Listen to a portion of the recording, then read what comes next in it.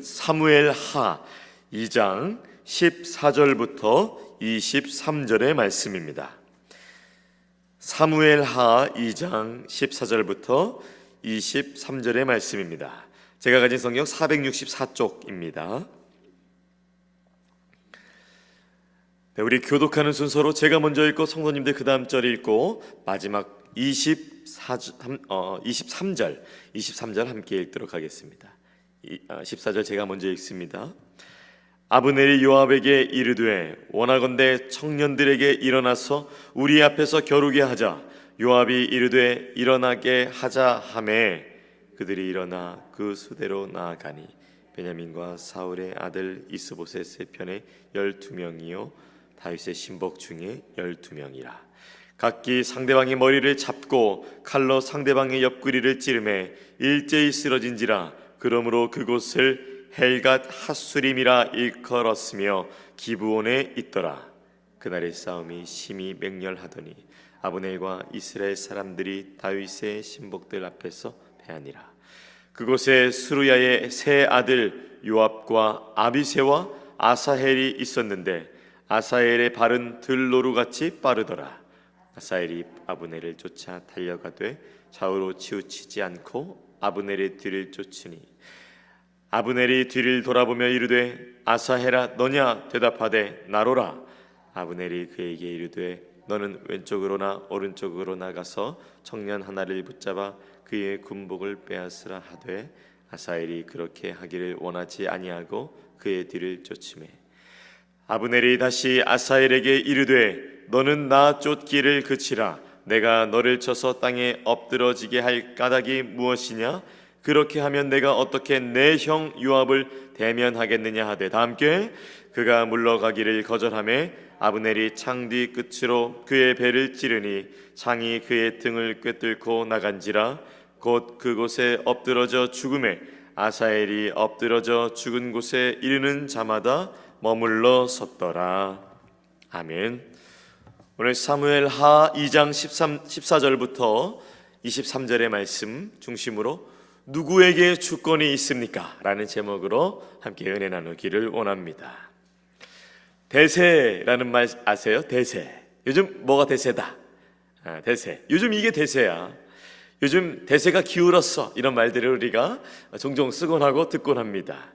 대세란 이런 뜻을 담고 있는데요. 일이 진행되어가는 결정적인 행세 또는 큰 권세 그런 뜻을 담고 있습니다. 대세.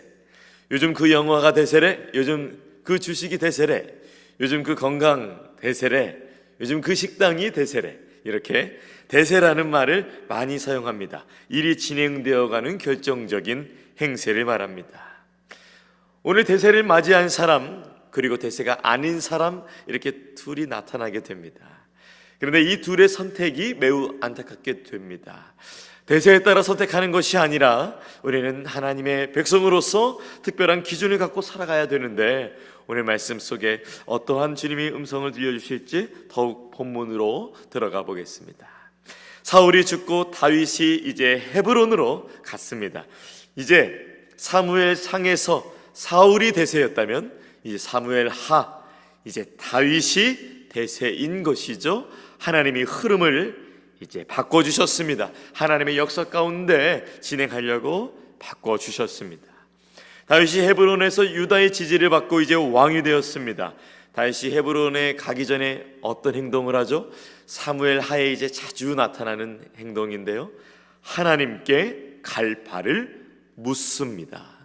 이 갈바를 묻는다는 것 내가 결정할 수 있고 내가 왕임에도 불구하고 하나님께 대세가 내 쪽에 기울었음에도 불구하고 여전히 하나님께 주권이 있다는 그 고백을 갖고 다윗이 하나님께 묻고 있는 것이죠. 계속해서 사무엘하를 통해서 나타날 것입니다. 그러나 오늘 본문에는 다윗과 대조되는 모습의 사람들이 등장합니다. 기브온이라는 그 지역에 나오는데 그 연못가를 중심으로 두 군대가 집결했습니다. 사울의 아들 이스보셋의 군대와 다윗의 군대가 이 기브온 연못가에 모였습니다. 이 당시 기브온은 이 사울의 군대, 사울의 세력과 그리고 이 다윗의 세력, 그러니까 사울의 아들 이스보셋의 세력과 다윗의 세력이 만나는 그 접경지대였습니다. 더 솔직하게 얘기하자면 이제 이스라엘의 내전이 일어나게 되는 것이죠. 이 이스보셋의 군대, 다윗의 군대가 싸우는 전쟁의 장면을 오늘 본문이 보여줍니다. 저는 오늘 오늘 말씀을 중심으로 두 가지 아침 묵상을 준비했는데요. 첫 번째는 바로 이것입니다. 대세가 기울어도 주권은 하나님이십니다. 대세가 내가 원하는 방향이 아니라 기울었어도 하나님이 원하신다면, 하나님이 말씀하신다면 그것이 우리가 순종해야 될 바다, 이런 말입니다. 아브넬이 힘겨루기를 제안했습니다만 쫓기는 신세가 되었습니다. 사울이 지는 별이었지만 이제 그의 아들을 왕으로 세우는 일에 힘썼습니다. 하나님이 바꾸신 대세에 거절한 것이죠? 아니라는 것입니다. 대세를 바꾸고 싶어 하지만 이미 기울었음에도 불구하고 알아채지 못하고 있습니다.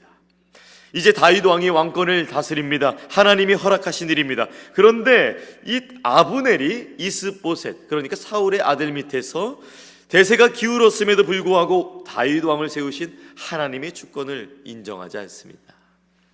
나중에 이 아브넬이 이제 이스보셋과 어떤 갈등이 있어서 다윗에게 또 돌아오는 일이 생기기도 합니다. 14절부터 16절에 이것이 나와 있습니다. 이 14절부터 17절을 쭉 제가 한번 읽어드리겠습니다. 아브넬이 요압에게 이르되 원하건대 청년들에게 일어나서 우리 앞에서 겨루게 하자. 요압이 이르되 일어나게 하자 하매 그들이 일어나 그 수대로 나아가니 베냐민과 사울의 아들 이스보셋의 편에 12명이요 다윗의 신복 중에 12명이라. 각기 상대방의 머리를 잡고 칼로 상대방의 옆구리를 찌르매 일제히 쓰러진지라. 그러므로 그곳을 헬갓 핫수림이라 일컬었으며 기브온에 있더라. 그날의 싸움이 심히 맹렬하더니 아브넬과 이스라엘 사람들이 다윗의 신복들 앞에서 패하니라. 이 아브넬은 제가 말씀드렸듯이 사울의 군사령관 넬의 아들입니다. 아브넬도 하나님께서 다윗을 이스라엘 왕으로 세우셨다는 것을 알고 있었습니다.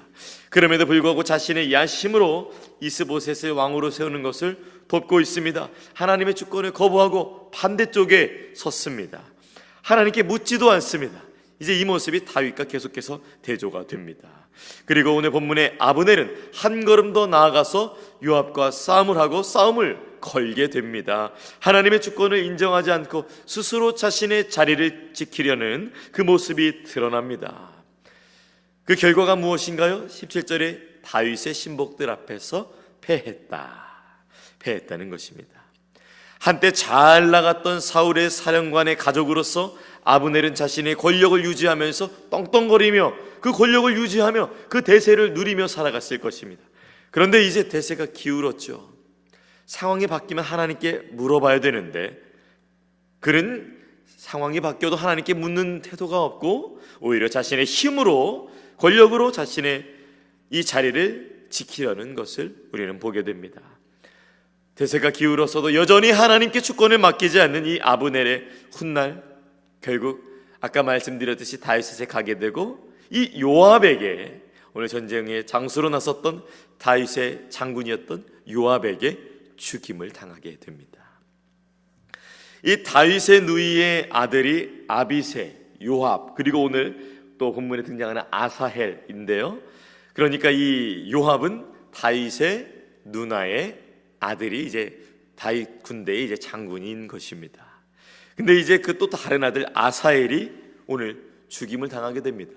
본문 전쟁에서 아브넬이 사윗 군대의 장군 아브넬이 이 요압 장군의 동생인 아사헬을 죽였습니다.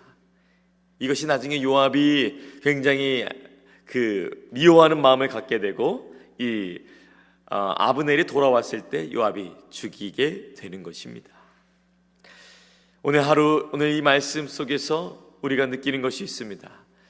대세가 내가 원하지 않은 방향으로 흐를 수 있습니다. 그러나 우리는 대세로 인하여서 결정하는 것이 아니라 대세가 기울었어도 대세가 내가 원하는 방향이 아니어도 하나님의 주권을 인정하며 하나님께 기도하고 하나님의 말씀으로 살아가는 그 주권을 인정하는 대세가 기울었어도 오늘 하루 하나님의 주권을 인정하며 살아가는 여러분의 삶이 되시기를 축복합니다. 저는 두 번째 아침 묵상으로 이것을 묵상하였습니다. 대세가 내 것이어도 주권은 하나님께 있습니다. 대세가 내 것이 아닐 때도 주권이 하나님께 있지만 대세가 내 것이어도 주권이 하나님께 있음을 그 고백하는 삶이 참으로 귀합니다. 22절부터 23절 제가 읽어드리겠습니다. 아브넬이 다시 아사엘에게 이르되 너는 나 쫓기를 그치라. 내가 너를 쳐서 땅에 엎드려지게 할 까닭이 무엇이냐? 그렇게 하면 내가 어떻게 내 형 요압을 대면하겠느냐 하되 그가 물러가기를 거절하며 아브넬이 창 뒤 끝으로 그의 배를 찌르니 창이 그의 등을 꿰뚫고 나간지라. 곧 그곳에 엎드려져 죽음에 아사헬이 엎드러져 죽은 곳에 이르는 자마다 머물러 섰더라. 이제 아브넬이 패하고 사울의 군대가 패하고 이제 이스라엘의 군대에 쫓기는데 이 틈을 노린 사람이 바로 이스라엘 군대 장군의 동생, 또 어떻게 보면 다윗의 누나의 아들 이 아사헬이었습니다. 아사헬이 굉장히 이 아브넬을 쫓고 있습니다. 다윗은 항상 하나님께 묻고 구하고 하는 장면들을 우리가 이제 많이 볼 수 있는데 이 친척 관계인데 아사헬은 그걸 배우지 못한 것 같습니다. 성경은 오히려 아사헬이 발이 빠른 사람이라고 본문에 기록하고 있습니다. 자신의 신체 조건, 자신이 갖고 있는 것을 굉장히 의지하고 있는 자라는 것을 알려주는 듯 합니다. 어떻게 보면 아사헬에게는 모든 상황이 갖춰져 있는 것처럼 보입니다. 전쟁에도 다윗 군대가 승리했죠. 자신이 뒤쫓아가는 군대를 따라가기에 발도 튼튼하고 빠르죠. 모든 조건이 자에게 대세가 자기 편에 기울어진 것 같이 느껴질 수 있습니다. 그러나 우리는 모든 것이 다 갖춰도 하나님이 멈추라 하시면 멈춰야 될 것이고 모든 것이 다 갖춰지지 않아도 하나님이 가라 하면 가야 될 줄로 믿으시기 바랍니다. 요즘 교회적으로 카이로스 훈련이 지금 한창 이루어지고 있습니다. 선교에 대한 귀한 배움과 나눔이 있는데요, 먼 지역에서 시간을 할애하면서 많은 분들이 동참하고 있습니다. 저도 귀한 선교 이 훈련 프로그램을 맞이하여서 저도 열심히 듣고 쓰고 배우고 있습니다. 세계 선교 역사를 이렇게 보니까 자신의 마음대로 한 선교사들이 없습니다.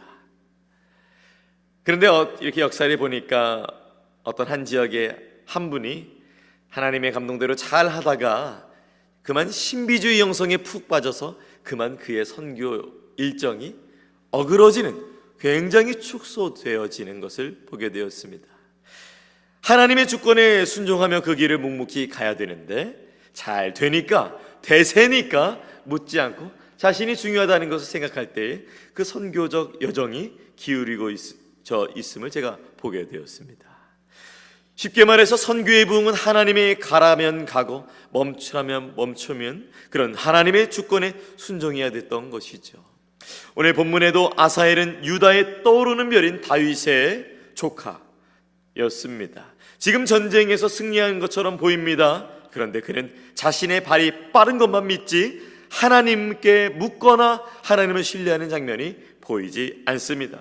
그래서 자신을 믿고 어떻습니까? 대세가 내 편이니까, 대세가 기울었으니까, 내 발에 할 수 있으니까 이제 이 아브넬을 추격하는 것입니다. 혼자 헛된 상상을 합니다. 이길 거라고, 승리할 것이라고 계산이 이미 맞춰진 상태입니다. 대세가 기울었는데 뭘 하나님께 물어봐야 되냐라고 하는 듯합니다. 말 그대로 아사헬은 대세의 흐름을 타고 있었습니다. 그런데 이 아사헬이 아브넬을 쫓아가다 보니까 어떻게 되었나요? 결국 아브넬의 칼에 찔려서 죽었습니다. 대세였는데 말 그대로 대놓고 세상 떠났습니다. 비참한 결과죠. 사랑하는 우리 워싱턴 지구 전교회 성도 여러분, 그리고 오늘 새벽 예배 참석하는 모든 여러분, 여러분의 오늘 하루는 어떻게 될까요? 대세가 기울어질까요? 아니면 대세가 여러분께 오게 될까요? 저는 점치는 사람이 아니라서 잘 모르겠습니다. 우리가 잘 나가든 못 나가든 우리의 대세는 오직 하나님이시라는 것을 저는 알고 있습니다. 사업이 잘 되고 직장일이 잘 풀리고 자녀들이 잘 되고 좋은 직장 얻고 삶이 평탄하십니까? 하나님께서 주신 하늘의 복인 줄 믿고 그럼에도 불구하고 대세가 기울었어도 대세가 내 쪽인 것 같아도 하나님의 주권을 인정하며 하루하루 물으시는 여러분의 삶이 되시기를 축복합니다. 반대로 사업이 잘 안 되고 직장에서 꼬이고 자녀들이 힘든 일을 당하고 삶이 평탄치 않으십니까? 대세가 내 쪽에 없는 것 같이 느껴지십니까? 하나님이 잠깐은 인내의 때, 고난의 때 이 대세가 느껴지지 않는 삶으로 어려우십니까? 그럼에도 불구하고 우리는 오늘 말씀을 통하여서 잠잠히 믿고 대세가 기울었기 때문에 내 맘대로 하는 것이 아니라 그럼에도 불구하고 하나님의 주권을 인정하며 나가는 우리의 삶이 되기를 권면드립니다. 다시 오실 예수님을 의지하는 하루 되시길 바랍니다. 우리가 믿는 예수님, 유일한 주권이 그분께 있다고 우리가 그분을 우리의 구원자여 우리의 주인이시라는 구주로 우리가 믿고 있습니다. 혼자 하루 시작하시지 마시기 바랍니다. 예수님과 함께 시작하시기 바랍니다. 그분 의지하며 그분께 물으며 성령님 의지하며 사시기 바랍니다. 디모데전서 6장 15절에는 다시 오실 예수님을 얘기하면서 그분이 유일한 주권자임을 말하고 있습니다. 디모데전서 6장 15절입니다. 기약이 이르면 하나님이 그의 나타나심을 보이시리니 하나님은 복되시고 유일하신 주권자이시며 만왕의 왕이시며 만주의 주이시오. 대세여도 대세가 아니어도 주권을 하나님께 맡기는 여러분이 되기를 축복합니다. 시편 37장 5절입니다. 내 길을 여호와께 맡기라. 그를 의지하면 그가 이루시고. 예수님 많이 속삭였던 그러나 가장 많은 변화를 이뤘던 베드로는 베드로전서 5장 7절에 이렇게 말합니다. 너희 염려를 다 주께 맡기라. 이는 그가 너희를 돌보심이라. 오늘 하루도 일이 잘 풀리든 잘 풀리지 않든 우리 주인이신 예수 그리스도께 여쭤보며 나아가는 그 하루, 겸손한 하루, 순종의 하루 되시기를 축복합니다. 우리가 잘 나가도 못 나가도 언제나 우리가 의지할 분, 언제나 우리를 사랑하시는 그 하나님께서 오늘도 여러분과 함께 하십니다. 그러니까 하나님께 묻고 그 말씀 따라가는 귀한 여러분의 오늘 하루가 되시기를 예수님의 이름으로 축원합니다. 기도하겠습니다. 하나님, 오늘 말씀을 통하여서 이 아브넬, 대세가 기울었을 때 자기의 힘대로 하는 이 아브넬을 보게 되었습니다. 그리고 대세가 자신의 쪽에 있었던 우리 아사헬, 자신의 발을 믿었던 아사헬, 이 둘의 공통점은 하나님께 묻지 않습니다. 자기에게 있는 지식과 자기에게 있는 책략과 자기에게 있는 조건들을 의지하며 자신의 마음대로 살아가고 있습니다. 우리에게 오늘 주신 말씀, 대세가 기울었어도 대세여도 우리의 주권은 하나님이시라는 것을 말씀을 통해 깨닫게 해주시니 감사합니다. 오늘도 다른 것 아니라 주님 의지하며 주님께 물으며 살아가는 귀한 성도의 삶, 하나님 나라의 백성의 귀한 삶 될 수 있도록 그 발걸음 주여 함께하여 주시옵소서. 감사드리며 귀하신 예수님의 이름으로 기도합니다. 아멘.